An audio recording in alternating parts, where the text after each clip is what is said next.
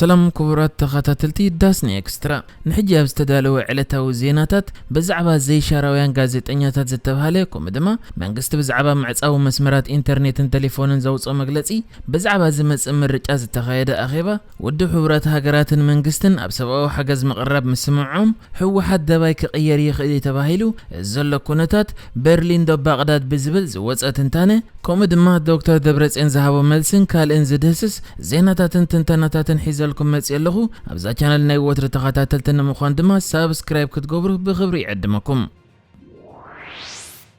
فدرالو منغست إثيوبيا اتياب هاغورو اب كلل تግራይ زكايد زلو كوينات بمنقد قدامي مينستر ابا احمد تزازيمو اكوان تبله امريكا تركبون بوزحات وغنات غنا اتوغططو كم زيبله بزملكت ملكع اتغونص تطويلو كلتيون وغنات نبزرب كمرحو حتى ينتراين زلوا ازي غنبر دكتور ابا احمد تسرحت بعوت تزازيمو يبلو لابزل غيزي ناص ازي شاراويان غازيطنياتات ناب تكلل كياتو كلكيلو بمهلاو حدش ناي زيناتات قلولاو تفطيرو خمزلو تغليصو نزا ملكتغا حلافي كوميته محلاو غازيطنياتات وكلته هاغرات ساب سهارا زخونه موتي كيمومو ابزوان اب كلل تግራይ غازيطنياتات كاتو غدن ادلاي كومدما حبريتان مركاب زلو كونتات نمسنادن اگداس بمخونو غازيطنياتات كاتو كفقت كم زلو دحر مزرابو ابزوان غنا نابت كلل غازيطنياتات كاتو زي فقد زلو بمخونم زي ترغاغص حبريتان مزرغا حلموت كوينا الله كبي تزاريبو نزناي غازيطنياتات غداي ملكتغا دكتور ابي احمد زمرح منغست فدرال اب كلل تግራይ ንጋዜጠኛታት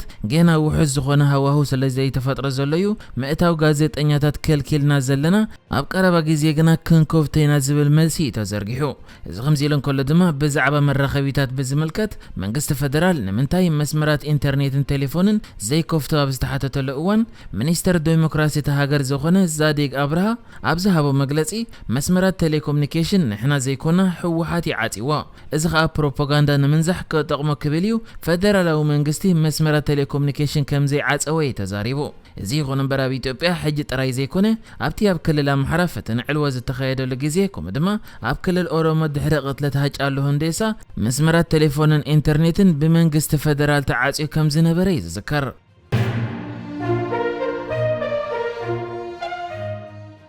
لومي كلت تحساس كلت شحن عسران قدم قطري قدم مينستر إثيوبيا أبا أحمد مس بوليتيكاويان سلفتا تراغيبو بزعبا مرجع كم زتي تغليصو ابتنا عمتا كايز حساب زلو مرجع انتي سقمتات كوسدالو وي دما قديمو انتي كغبرالو ابزبل زته كم مغلصي بيت صحفت قدم مينستر اندحر كوينو تساتفت زنبرو بوليتيكاويان سلفتات اتي ادلاي زخونه مسرت كيتقمطه مرجعان المغبر زي مهواخ مچو زخونه هواهو مفطر كومون تزلو مسرح مخبار حقي كتكبر زبل كوينو اتم بوليتيكاويان سلفتات كابكال ازراربا مچو هواهو خيتفطره مرجع زي مغبار كم حسب اقربهم كم استزارربو ليو تغليص زركب كم زفلت ابي اثيوبيا مرجع ابز عمت ورحت شعات خغبر كوي غبو انت نبره منغستي اتزلو لبداو حمام امخني دحر منوحو كلل تግራይ ግናነ ተውሳነ ነጽጉ بغفي حوحات زتعوتلو مرجع خكايدي ترأي زنبره بدحري خاز حج زلو كينات تجميرو بشحات زقصرو هيوتم سينم كونو خمس خول زغلط زلو خوينو كساب حج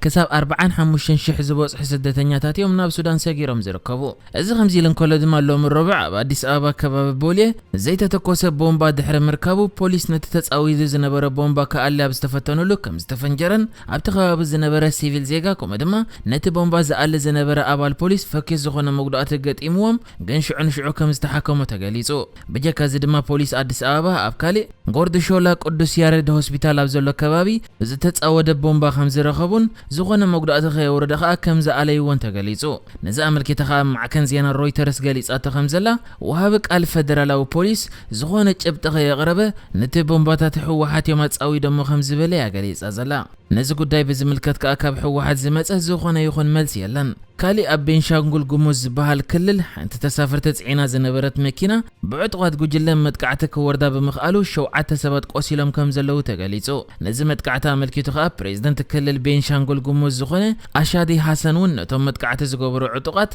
حوحات يوم زحجزون بمبال بزي زخونه جبتي نسو نتمتقعت مس حوحاتيو اتا اساسير وكم زلو زتغلصا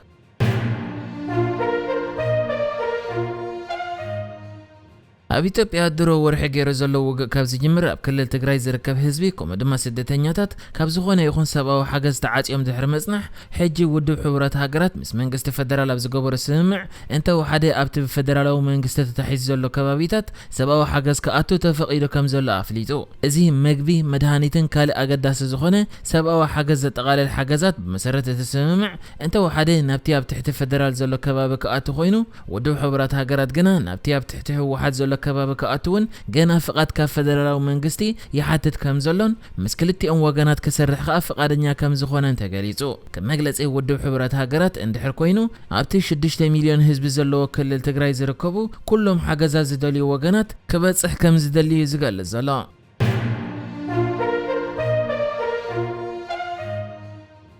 ዝሓለፈ ቀዳም ሰራዊት ፈደራል መንግስቲ ናብ ርእሰ ከተማ ትግራይ መቐለ ኣቲና ድሕሪ ምባሎም ንህንጻታት መምሕዳር ከምኡ ድማ ካልእ መንግስታዊ ህንጻታት ኣብ ትሕቲ ቁጽሮም ብምእታው ቀዳማይ ሚኒስተር እቲ ሃገር ዶክተር አብ ኣሕመድ ዓወት ኣመዝጊብና ኢሉ መግለጺ ከውፅእ ተራእዩ ነይሩ ነዛ ኣመልኪታ ከዓ ሓንቲ ሄይሴ ትበሃል ጀርመናዊት ማዕከን ዜና ነዚ ኩነታት ኣመልኪታ ዘርጊሓቶ ኣብ ዘላት ትንታነ ምትሓዝ መቐለ ከም ምትሓዝ ቤርሊንዶ ከም ምትሓዝ ባቕዳድ ክትብል ሓደ ስፍሕ ዝበለ መግለጺያ ኣውፂኣ ትርከብ ኣብቲ እታ ማዕከን ዘርጊሓቶ ዘላት ትንታነ ከዓ ኣብ ክልል ትግራይ ከተማ መቐለ ኣብ ትሕቲ ምቁፅጻር ፈደራላዊ መንግስቲ ምእታዋ ከምቲ ኣብ ካልኣይ ውግእ ዓለም በርሊን ኣብ ትሕቲ ሓይልታት ኪዳን ምስ ወደቐት ጀርመን ዘተሰዓረት ክትከውን ትኽእል እያ ወይ ድማ ከምቲ ካብ 1979 ክሳብ 2001 ድሕሪ ምትሓዝ ካቡል ኣብ ኣፍጋኒስታን ዘጋጠመ ወይ ከዓ ኣብ 2003 ኣሜሪካ ንባቕዳድ ድሕሪ መሓዛ ተዓዊትና ከም ዘይበለት ኣብ በቐሊል ክትወጻሉ ዘይከኣለት ኩናት ዝኣተወት ኢትዮጵያ እውን ነዚ ናይ መቐለ ምትሓዝ ብዙሕ ዝተፈላለየ ተኽእሎታት ክገጥማ ከም ዝኽእል እዩ እዛ ማዕከን ገሊጻ ትርከብ